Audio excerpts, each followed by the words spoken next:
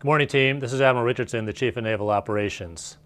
Like you, I was devastated and broken to hear about the collision of the USS John McCain off of Singapore.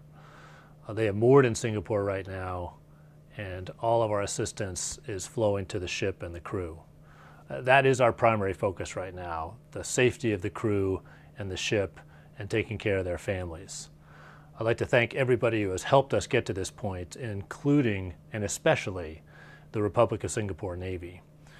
Admiral Swift, the commander of the Pacific Fleet, is en route to take charge and to make sure that they have all the assistance that they need. We'll continue to provide you updates as we learn more about the John S. McCain. As you know, this is the second collision in 3 months and the last in a series of incidents in the Pacific Theater. This trend demands more forceful action. As such, I've directed an operational pause be taken in all of our fleets around the world. I want our fleet commanders to get together with their leaders and their commands to ensure that we're taking all appropriate immediate actions to ensure safe and effective operations around the world. In addition to that operational pause, I've directed a more comprehensive review to ensure that we get at the contributing factors, the root causes of these incidents. This review is in addition to the investigations that are looking into the details of the collisions of the USS Fitzgerald and now the USS John S. McCain.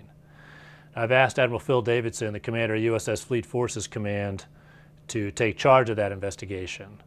I will examine the process by which we train and certify our forces that are forward deployed in Japan to make sure that we're doing everything we can to make them ready for operations and warfighting. This will include, but not be limited to, looking at operational tempo, trends in personnel, materiel, maintenance, and equipment. It will also include a review of how we train and certify our surface warfare community, including tactical and navigational proficiency.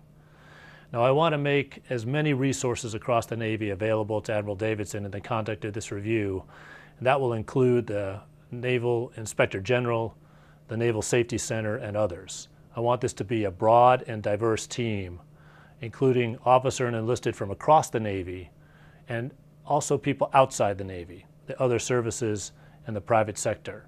I want this team to be as diverse as they can be so that we don't miss anything in our review.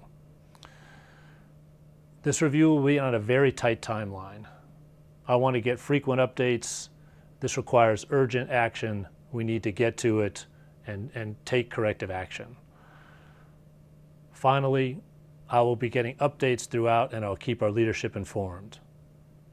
In closing, our thoughts and prayers go out to the sailors and families of USS John McCain and USS Fitzgerald. We need to get to the bottom of this, so let's get to it.